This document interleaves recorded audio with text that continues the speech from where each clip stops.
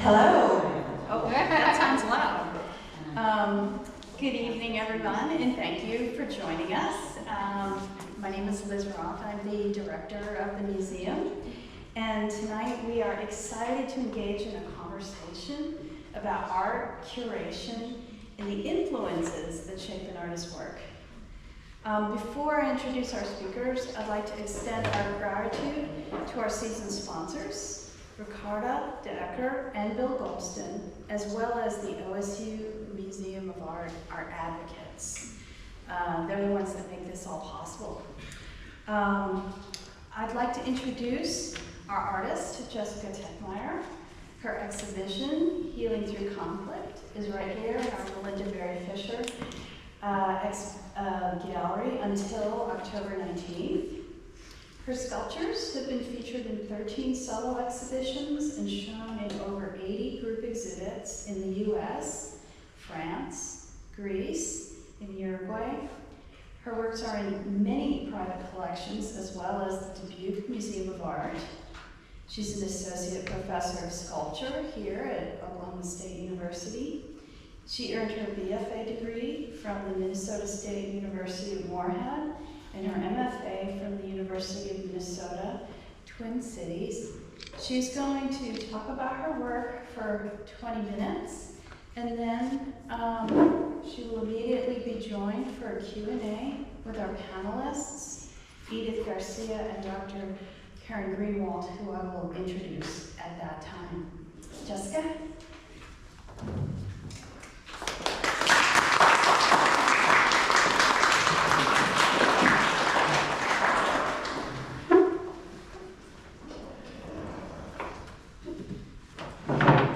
Good evening. Thank you all for coming to this important event for me. Before I begin, I want to extend a number of appreciations to several people that have been involved in this exhibition. So first, I have to start with the OSU Museum of Art staff. They have been incredible every step of the way along in this process. So for your contributions to my show, Healing Through Conflict, thank you so much. Additionally, I'm grateful to guest curator Edith Garcia for selecting the exhibitions and the work, in the exhibition, writing a very thoughtful essay for the brochure, and traveling all the way from California for today's event. I want to extend my gratitude to Dr. Greenwalt for writing the wall labels and your contributions to today's event as well. And thank you to Associate Professor Tingamon Hedges, and I just lost the computer, for her design work on the brochure. And finally, to my partner, Derek Gunderson, for your continuous support. Today, I'm going to begin with my broad ideas and themes that this exhibition covers. My aim is really to reveal insights into my artistic practice, starting with research and content, and then talking really briefly about materials and process in some of the works. Major themes that I explore in this exhibition are violence, specifically mass shootings, the state of politics, marginalized voices, and food insecurities exposed by COVID-19. As an artist, I focus on the human condition. For context, I'm going to show you just a few works from the past to talk about my cast of characters. So my characters include the wolf, fox, deer, and mountain lion. You may be asking yourself, why animal sculptures? So animal characters have been a part of narrative structure throughout civilization. As I searched for ways my work could become more universal in graduate school, I began looking to histories to understand commonalities between cultures spanning time and place. When diving into storytelling, animals emerged as characters representing human relationships to understand a very complex world. This phenomenon reoccurred in first American, European, and South American cultures. Our relationship with animals guides our creative, social, and psychological evolution. I use animals because they are devoid of body politics, race, and gender. In order for you to connect with these as more human stand-ins, I use smooth skin and I use human glass eyes, not real eyes, like human-like eyes. through translating a human experience into the form of an animal, we just look at ourselves in a totally different viewpoint. So shifting to the works here at the museum, this is impact 1 through 4. So mass shootings, as you know, have dominated media stories for years. And in response, I created these fawns representing victims. I sculpted fawns because they are the prey of many species. A rifleman shot the figures with a .38 special handgun loaded with hollow point bullets, which recorded the devastating effect that threw the soft, malleable clay. The tumbling body positions of the wall-mounted and floor-tumbling figures are sensationalized through facial expressions and blurred limbs, revealing the weapon's force. It also indicates that the event has just unfolded.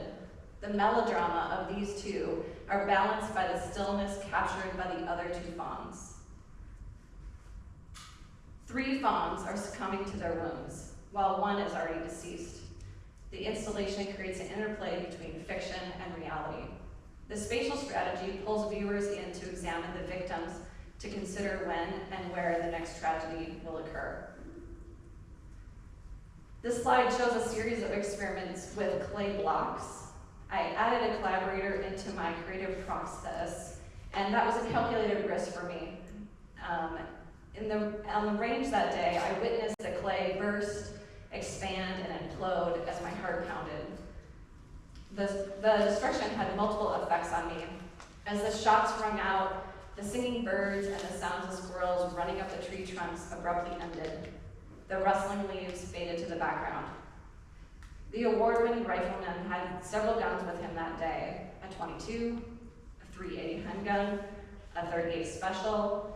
The images on the top left and the bottom left are the effect of a Colton 223 rifle. The image on the top center and the right side of the screen was made by a .45 automatic. Some of the weapons caused destruction that would clearly lead to the sculptures being no longer recognizable.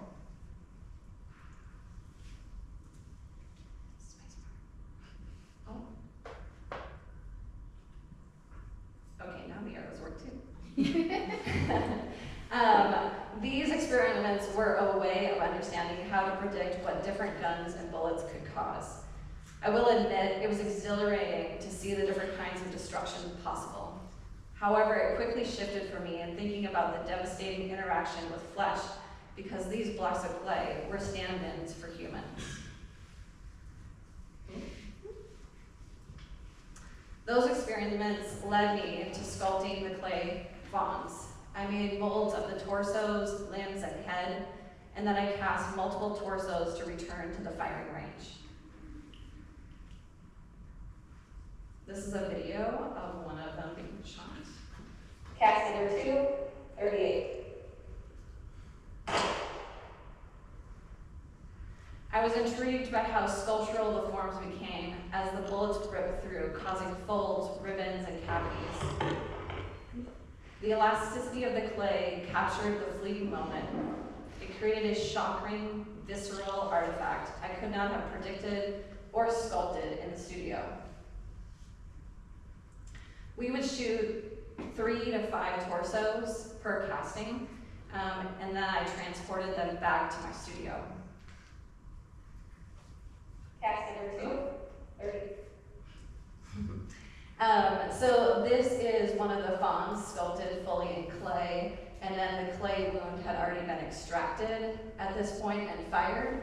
And so each of those limbs, the legs, were all made in molds and cast in polyurethane, and same with the clay torso as well, was cast in polyurethane, and then the wound was fitted to that body.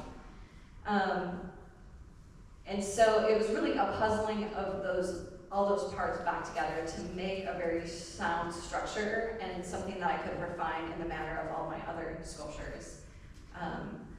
So this is impact 3, and this is the work finished. It's the top rightmost figure in this image. So I modeled the fawns on the proportions of first graders, if the fawns could stand up like humans. The installation references film, yet locates the event in actual space. This is key. We become witness, or taking a step further, implicated. Clearly this work was started at the time of Sandy Hook, and so I was doing these experiments in 2014, and I've continued making this work ever since, and it's still ongoing at this time. The deer are eerily still and silent. The gray paint emphasizes a frozen moment in time, like static on an old TV. The series remains ongoing, and I feel like this work is some of the most important work I've made. Hopes and prayers are not enough. There are a variety of ways that you can make change, and we're going to discuss this a little bit later in the conversation. We will rise as an encounter of a fox biting the jugular vein of its predator, a wolf. The fox embodies mistreated individuals within social structures, resulting in revolting behaviors to reclaim their power and voice. Through this unexpected juxtaposition, the prey overtakes the predator. Survival is a basic human instinct that is finely tuned by observation, causing our behaviors to constantly be in flux. The resulting artworks encapsulate impulses and desires. I created this work based on my own experiences. There are many times in my life I've been overlooked and minimized, especially at work. Moving to Oklahoma reacquainted me with the reality that others perceive me to be weaker, lesser prey. Therefore, I identify with the fox rising up. The sculpture was well underway by George Floyd's death on May 25th, 2020 in Minneapolis. He gasped for breath, calling out, "I can't breathe." And seeing people stand around recording the incident was shocking to me. All types of people flooded cities in the United States to exclaim, "Black Lives Matter." Areas of Minneapolis burned. Police were assaulted, and protested erupted across this country. Those stories galvanized the world to stand up to stop racism. History has left its impression on this sculpture. Though this remains a proclamation for marginalized voices to be raised up, acknowledged, and heard. When you find yourself in a threatening situation, do you fight or flight? What are your instincts that bubble to the surface? My sculptures explore psychological aspects of being human. As social creatures, we combat instinct or unconsciousness versus reason, consciousness. Rivalry is two fighting foxes. Foxes are territorial creatures that lead to intense battles as one fox attempts to overthrow the existing territorial holder. Exaggerated body postures and facial expressions are exhibited during those attacks. The artwork represents the divisive political climate endured in recent years. It feels like we are at a tipping point in this nation. The stakes are high when it comes to making distinct changes to curb climate change, resolve violence in society, and lift minimized voices. Yet we only seem to be able to push each other around, fighting for our beliefs while ignoring others' values. This sculpture creates space for viewers to pause, reflect, and think. I find one of the challenges of making sculptures is that they only capture a fleeting moment, rather than a narrative unfolding in real time. With ongoing debates over guns, immigration, and abortion, paired with politicians using scapegoats, divisive rhetoric, conflicting facts, we've endured a turbulent decade. The insurrection, overturning of Roe versus Wade, ongoing systematic inequalities.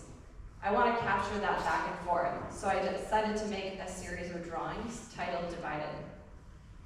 The composition is a circle related to the 24-hour news cycle we endure through media. We cannot escape our problems. Divided consists of a pair of foxes in 6 stages of a heated battle. Foxes are agile creatures. They're known to be territorial, which causes fighting as one male challenges the other. They're quick and aggressive with their movements. Like other canines, the tails help show which fox is dominating at any given moment. The process of creating began with hand drawing. I tried many different techniques to arrive at a complementary, sleek style to my sculptures. The next step was translating hand drawings into digital files for laser cutting. The material is mirrored acrylic, so the viewer's reflection is captured through the viewing experience. Humans are the motivating factor behind my artworks, and like foxes, we are resilient. This sculpture is a contemporary interpretation of Carpo's Ugolino and his sons from 1860. That represented for me, this sculpture represents the hunger felt by millions of people worldwide during the pandemic. In April 2020, the New York Times reported, "The world has never faced a hunger emergency like this." Experts said it could double the number of people facing acute hunger to 265 million by the end of the year. Carpo's sculpture features Ugolino, plagued by guilt and hunger, contemplating eating his sons and his grandsons. The narrative is depicted through the four bodies clinging to the central figure. Each character's facial expressions convey the anguish of the situation. A passage in Dante's Inferno inspired Carpo. I relate this art historical masterpiece to the COVID-19 pandemic because it exposed food insecurities globally. To study Carpo's work more closely, I printed a 3D copy available through scantheworld.com. The next step was figuring out how to transition from human posture into wolves. I made an initial model while I was at Mudhouse residency in Greece. On return to the United States, I started this larger version with more detail. I strive to influence others to help lift marginalized voices because we can all do our part to make our work environments and communities better. Overall, I want my sculptures to invoke conversations among viewers on difficult issues including fear, vulnerability, death, and spirituality. Humans experience a range of emotions spanning primal instincts to socially acceptable responses. And understanding our polarities, we can recognize the projections that color our opinions. Through establishing a new sense of awareness, we can embrace diversity. With the work in this exhibition, I'm asking for a call to action. The goal is to explore the dark side of human nature in order to engage in discussions about healing our collective shadow. The shadow includes violence, divisive politics, marginalized voices, and food insecurities. I seek to stimulate conversations about how communities can unite to heal our past and work towards a better future. 19 minutes. This is going to come back out? Well, first.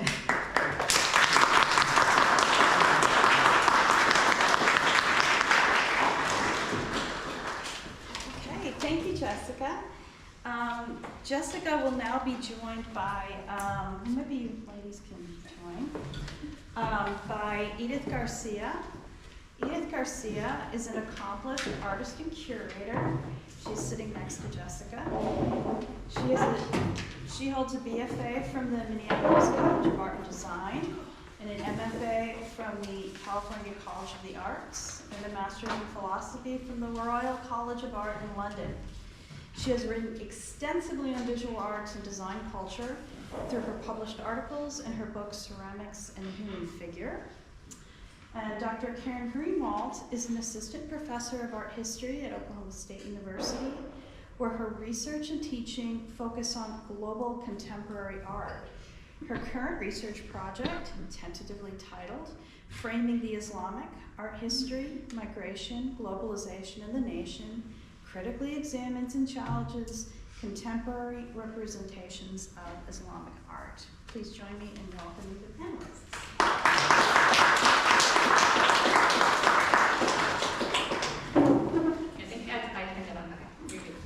Well, just start out by saying thank you, Jessica, for that really great presentation. We've had many conversations about your art, and I feel like I learn something new every time I hear you speak, so thank you for kicking us off in that way. I think one thing that was very clear in listening to your presentation and knowing you, I think your students will agree, you're very thoughtful, meticulous, thorough craftsperson. And it was really great to kind of hear a little bit more about, your sculptures, your process in making them. And as an art historian, I'm always curious about the kind of research process that goes into making objects, right? So often we see this fully formed object, but you're doing so much work to before you even start making. So I wonder if you might share a bit about the research that goes into your work long before the kind of crafts process started. So if we consider Ugolino and his sons, for example, how are you engaging with these events as they unfold? How do you begin to think about what animal behaviors best engage with the crisis you are addressing? And I might just also kind of tack on there as like a extra curiosity, what topics you feel compelled to respond to, and if there's anything that feels off limits to you. That's a lot. It's a hard question. Yeah, okay, so I'm gonna begin with what are the topics to me that are off limits. And then I'll dive into more about this work specifically. So topics for me that are off limits are things that are happening in other countries, specifically war-torn regions feel very off limits to me. And then domestic conflicts that I feel that I'm not personally connected with or I don't have experience on my own feel like off limits, such as drug addiction, sexual assault, gang violence. Those are things that have not entered my sphere. And so I steer clear of those things. So for me, you know, like mass shootings have happened my entire life. They've ramped up. As I have aged, there's been more and more, and I've become more acutely aware of them. And so it's one of the topics I feel passionate about. And then what leads to making of these objects, specifically Ugolino. And so that's a complex process. And sometimes I don't even know it's kind of underway, and sometimes I'm aware of it. But I first saw Carpo's Ugolino and his sons at the Metropolitan Museum of Art in New York when I was a young artist. And I thought it was stunning there. And on a trip back like 14 years ago to Paris, I had the chance and opportunity to see this at the Pompidou again. And it was in that time at the Pompidou, as I'm circling this sculpture, I started really like grasping with the passages from Dante's Inferno and Carpo's enduring images, and that there was something there that I wanted to explore, and I wanted to be able to have the kind of power that he did with that work. And so I've been thinking about this sculpture for 10 years. Yeah. And initially, about 2018, I went to a conference on refugees, and I learned a lot about the refugee crisis, and I thought that would be actually the angle I was going to pursue, and I was looking into more of that kind of research after the conference, and it just so happened that 2020 happened, and through this collective consciousness of what happened with COVID-19, and all of these individuals that are in their cars at food banks waiting in lines to feed their families, and people that had jobs, but because of COVID, those jobs were interrupted, and suddenly they needed assistance. It just felt like this right time. And so Carpo's work is about starvation, and that parallel seemed to really like connect for me for this particular work. And for wolves, assigning wolves or animals to these figures, I made that connection through understanding the behavior of the animal. So wolves have this pack mentality.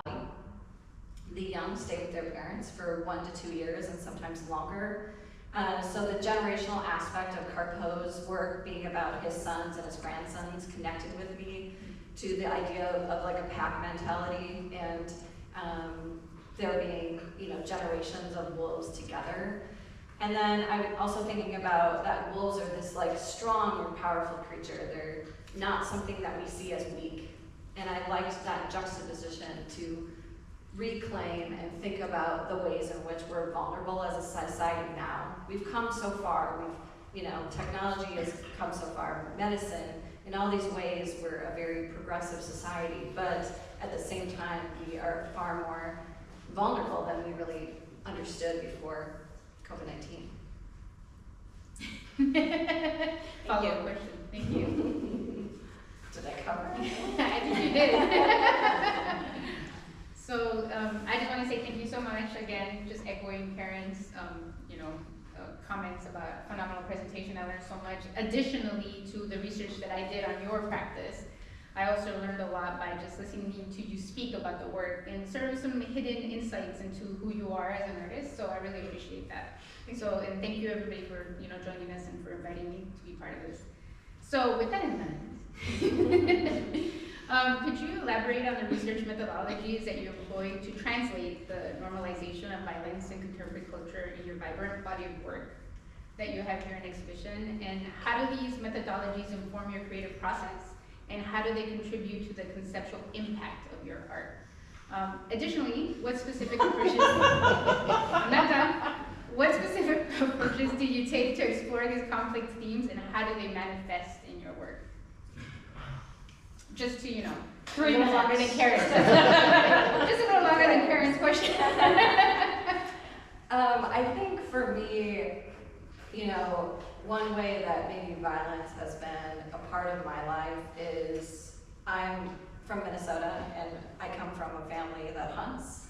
And so deer, the deer population in Minnesota is quite large, and so there's a hunting season for deer to help manage that population. And I would gather with the family around hunting season, but I was never a part of the actual activity. I was there for like the dinner afterwards and, family time.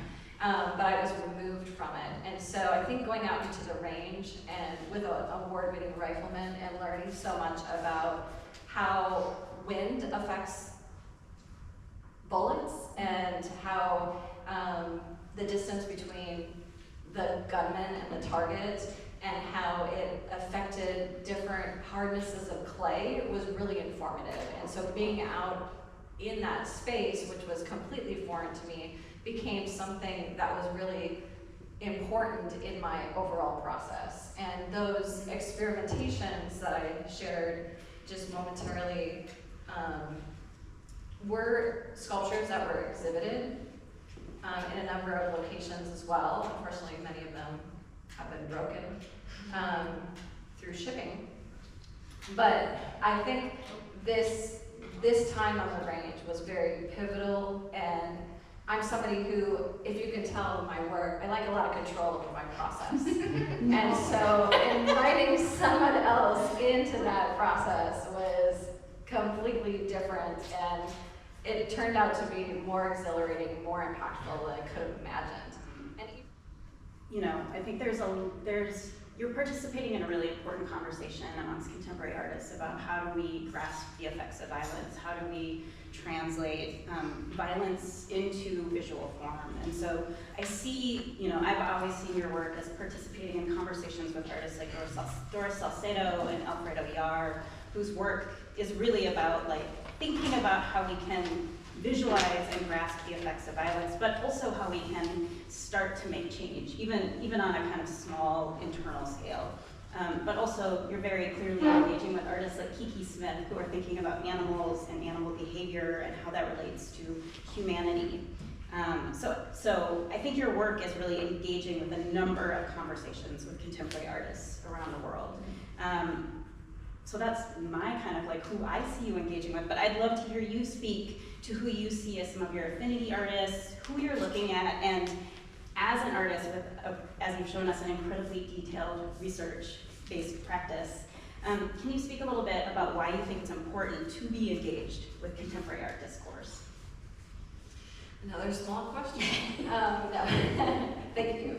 Certainly the artists that you mentioned are part of the people I'm thinking about and who have influenced me in my practice.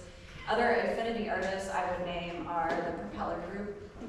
And so they did a lot of shooting into ballistics and then present the ballistic gels as these sculptures that are capturing what bullets can do, amongst other works that are about mourning and healing and death. And Sia Armajani.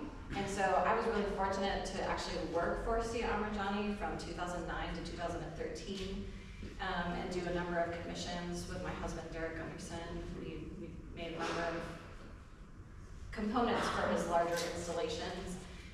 Kate McDowell is a clay artist who makes work that is about what humans are, the destruction we are causing to the environment and the ecosystems that we are disrupting.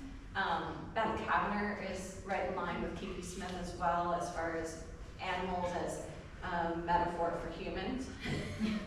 I've got people like that. Charles Wright, who I showed in my class recently as well, I think that impact of walking into the Walker Art Center and seeing that Pontiac Grand Dam, all in that static gray primer, like clearly is in relationship to the gray choice that I'm making as well.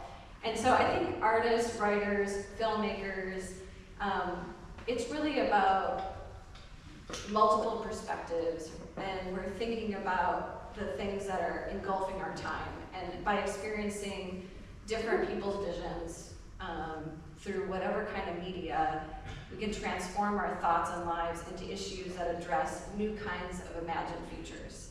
So being a socially engaged artist, for me, is really the best opportunity to affect change. Being aware of how other contemporary artists address similar topics and experience the power of their work has really had an effect on me, and I've had times where I've just kind of been stopped in my tracks at a museum. Documenta last year, the Berlin Biennial, or 2 years ago, it became so daunting thinking about the number of controversies happening globally that it made a severe impression, a sort of scar on myself and what we can do as artists and people to work towards a more prospective future for everybody.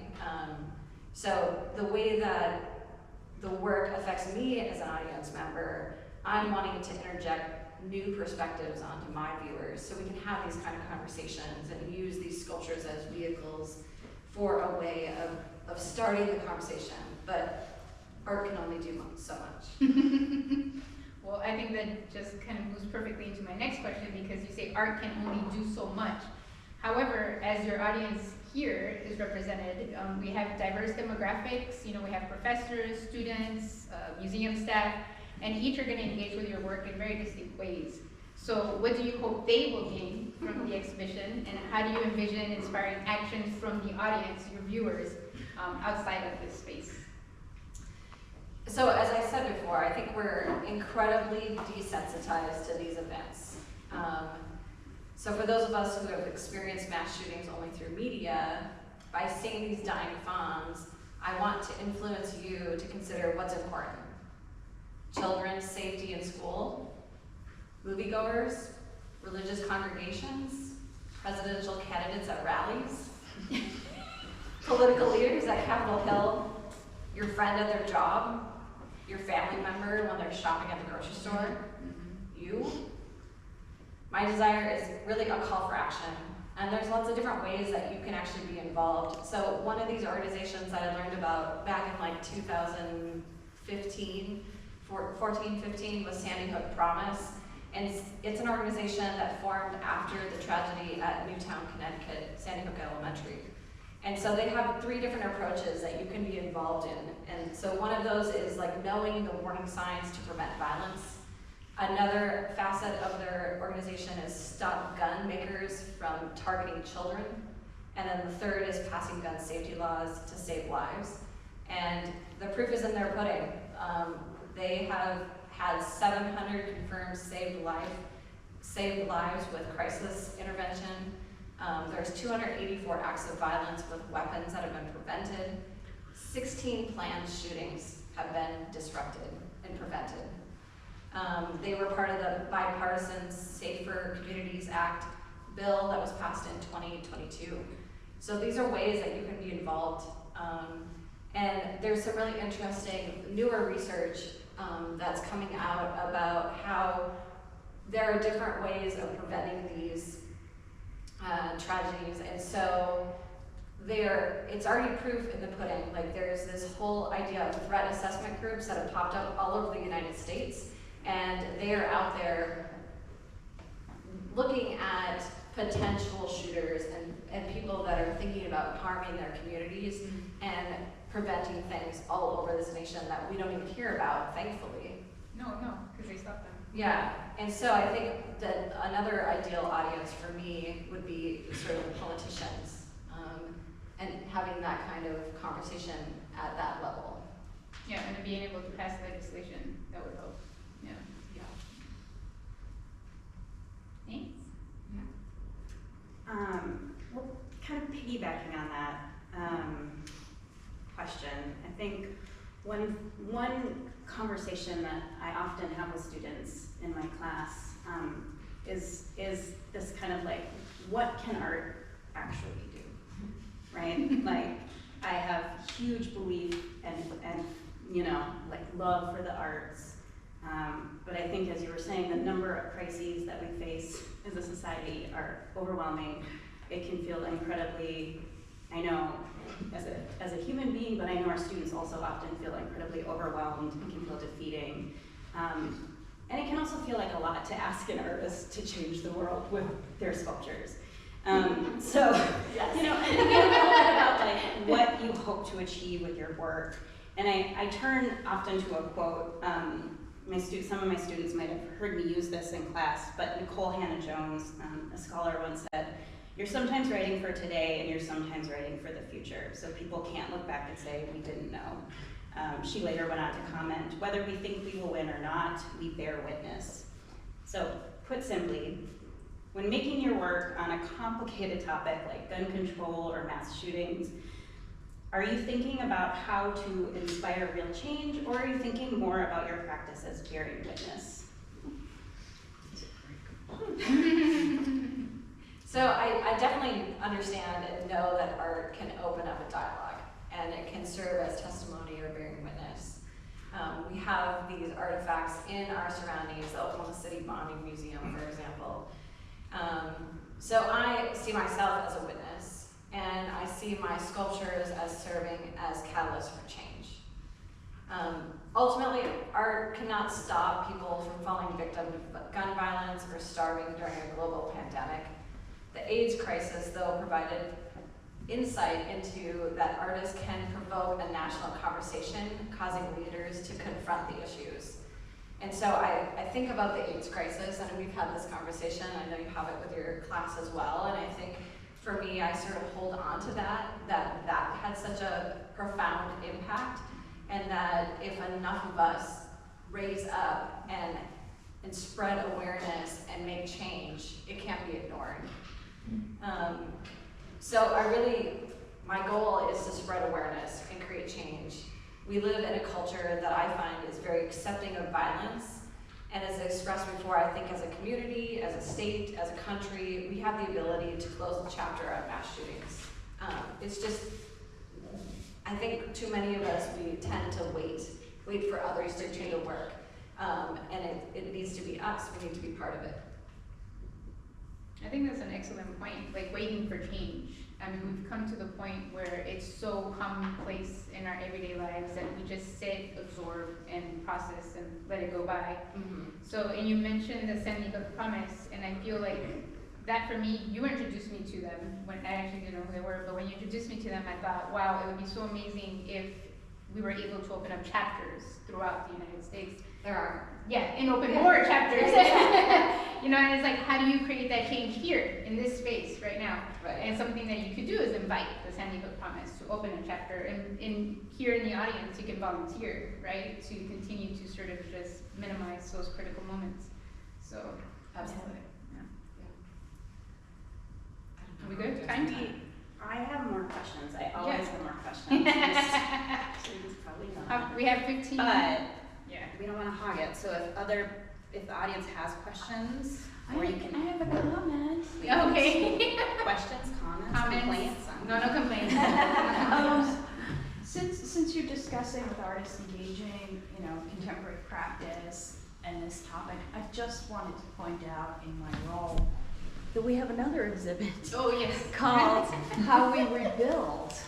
And that exhibit is about, it's award-winning photographers who are taking photographs of what happens after and how people rebuild after numerous American types of tragedies and conflicts So it makes a really good pairing with exactly what you're talking about tonight. I just wanted to make the audience aware of that.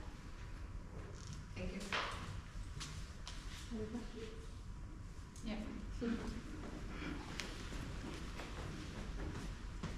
Hi, so, I'm sorry, I'm trying to wonder how to phrase this. I know you're like super like politically and socially engaged, and I'm wondering if, like, I know it's easier in like university settings to engage with that and like be outspoken about it, and I'm wondering, have you faced any like issues regarding that, and how have you navigated that? Yeah, that's a great question. I actually really haven't come across many issues. I mean, I try, in this format, I'm not treading lightly. I'm just telling you what I think. But certainly in like a gallery space or a museum, when I'm talking with viewers, I'm gonna tread a little bit lighter. Because I want to have that kind of dialogue back and forth. I want to know what their perspective is, and I want the opportunity to share mine and see where do we have common ground and where do we diverge, and how can we communicate and maybe influence one another along the way. And so I can think back to, I was showing at Manifest Gallery in Cincinnati back in April of 2017, and in March of 2017, on March 26th of 2017, there was a nightclub shooting in which one person was killed and 16 people were wounded. And I was installing Impact One, perfect, on the wall in the gallery, and this man was walking outside, and he stopped in his tracks and turned around and came into the gallery. And he was like, oh my gosh, I just saw your work through the window. You know, like, are you aware that we just had a shooting like this in Cincinnati? And I'm like, absolutely, it was national news. Like, and he had never stepped in a gallery before. And he's like, what is this place? What is this? And so we had a conversation about my work, and we had a conversation about how the community was dealing with the aftermath of that event. And it became this very powerful and engaging conversation that, had I been hanging something different that didn't have this representation of violence, he would have never walked in. I would have never had the privilege of meeting him. And he was very emotional in this conversation, and so raw. And he was a gun owner himself, and he's like, we really do need to do something about gun legislation. And I was sort of stopped in my tracks by this whole conversation. Fabulous. Yeah.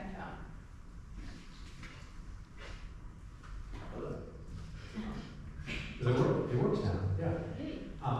Well, given that example about talking to somebody who might be a little outside of the art world, I know that in your work now you are engaging with larger and different forms and thinking maybe about public art. And I wonder, like, what do you see are the opportunities or challenges of putting your work into a different context to have these conversations, maybe outside of the hallowed walls of the museum? Yeah, so Andy is referring to this large inflatable. So it's titled A Sphinx in Wolves Clothing, and this was the concept drawing for the work. And I was lucky to get CAD grant funding through the university to make it come true. And so the purpose of this inflatable was to get out of the context of the gallery and the museum, because museums and galleries tend to different demographics and audiences, but certainly we're not catering to everybody in the public. And so in public spaces, public art serves as a way of, like, you kind of stumble into it, like it's sort of forced on you in a certain way. And so this is a bobcat that's wearing the mask of a wolf, and so bobcats are the most common wildcat in the United States.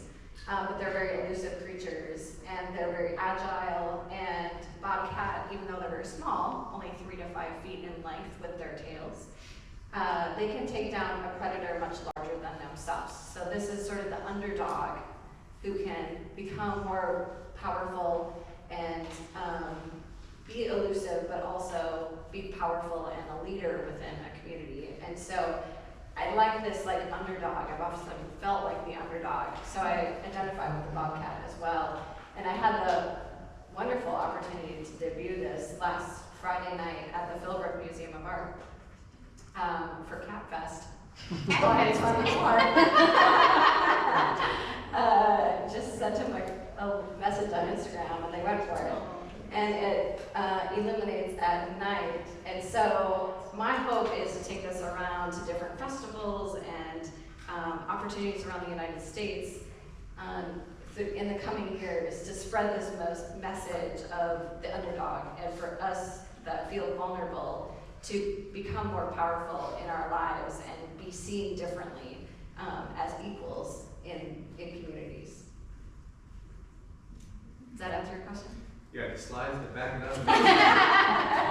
Anticipating. Hi, so we kind of had like a little discussion in class, I remember, about talking about how like an artist's perspective versus like someone random, if you will, walk into a museum and see like their perspective on an art piece versus like you and I's.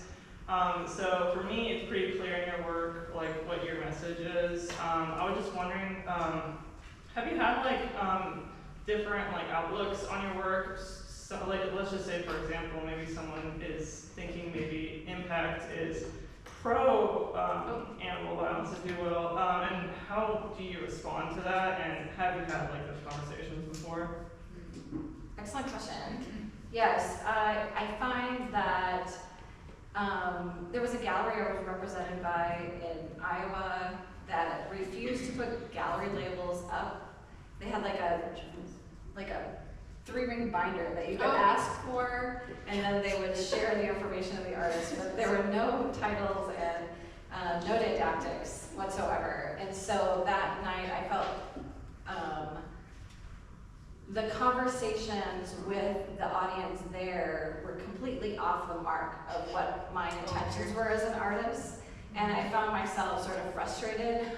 But it also was good for me to recognize the disconnect that other people have, because I'm doing the research and making the work and thinking through all these problems and interjecting certain clues into the work. But certainly many others will walk in and be like, what is this weird bobcat wearing a wolf mask? Like my neighbors coming by. We had to, after putting it up there, it attracts a lot of bugs. Oh no. Didn't think about that. So we turned the lights off, and then we had to fold it up and bring it home, and the next day we inflated it to clean it, and it attracted a lot of attention from neighbors who are not engaged in the art world, and I had some really weird and interesting conversations. I've learned about people's cat collections and yeah, just different ways that they're engaging. So I'm always trying to like find the point that they can engage and I can provide more insight to like fold them into the conversation. Thank you.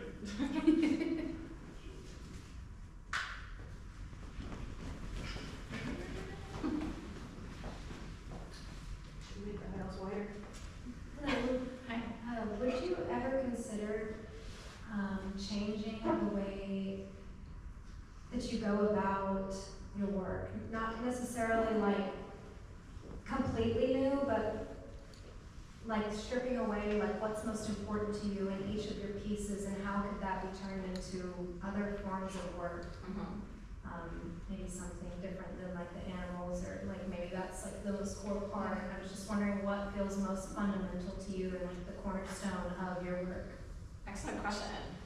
I would say, you know, the clay blocks that were shot, going out into the range that day, I never thought that those would become sculptures. And so that definitely became like the most minimal way that I could approach that. And I've thought about that many times. My process of making is very laborious. It takes a long time to make my work. There are moments in the studio where I just want to be done. I don't want to perfect them. actually, when I took the job at Oklahoma State University, I was at a point in my artistic journey that I thought I was going to move away entirely from animal sculptures. And then I thought, I've just been hired by this university and a group of people who now know this of my work. And it felt like there were expectations that I had to continue on in this pathway. But I would say it's kind of an ongoing battle of, do I continue making work in this way, or do I just completely shift and go a totally different way? Like, I don't think my themes and topics would change, but I am interested in pushing and experimenting in different kind of ways beyond this. And I feel like it gets harder as you get to be more known and you get a little bit of a following. Like, I think it's harder to break out of those things, so I'm maybe feeling a little bit trapped. Yeah. Where do I go next? Like, how do I link it and sync it? And I think the drawings was a departure for me, but not too far. I also feel like the inflatable is a huge departure, you know, and I feel like that can be like a really wonderful movement outside of just the object-based type of work. I mean, I almost see this, because you talk about this one as the, I'm sorry, none of this, but me questions. We talk about this piece as kind of like, you know, as a monument to the underdog, right? I almost feel like I would love to see one of the impact pieces in this form, and what conversations would that take to the outside public, right? Because I feel like that would really open and engage that conversation of awareness, and then maybe you can move away from that topic, because, you know. Well, and today as I was thinking through questions and that the two of you had for me, I think I got a little lost in my thoughts, and I was like, oh, what if these impact fonts were huge and they were bronze and they were out in the public, and you had to confront them like every time you went to a courthouse. That's what you want. Oh, sorry. That's what. Yeah. And then I think Edith was like, Jessica, what time do we have to be done? And I hadn't changed yet. She forgot she had to talk.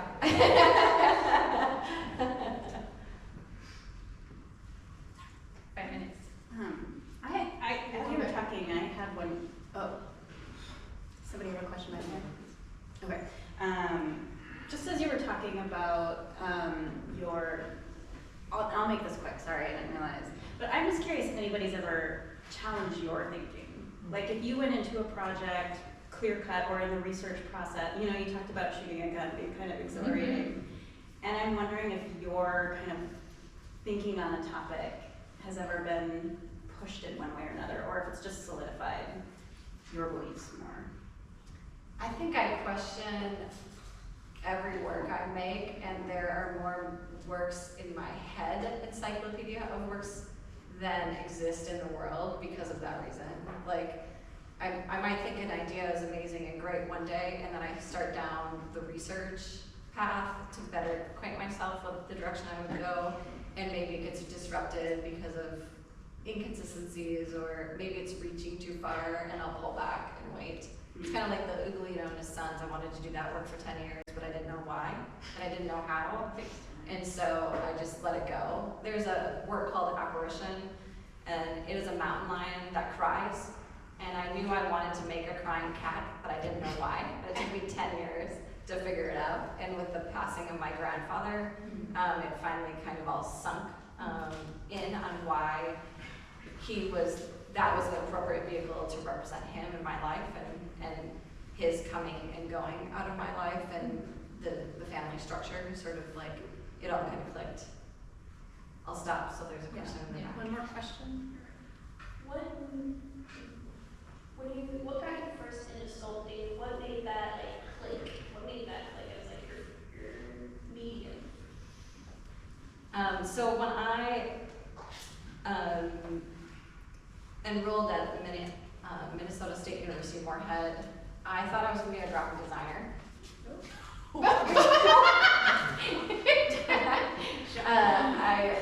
I was trying to think practically about our careers, and I, at that point in my life, better understood what a graphic designer did, and that they were paid to be artistic.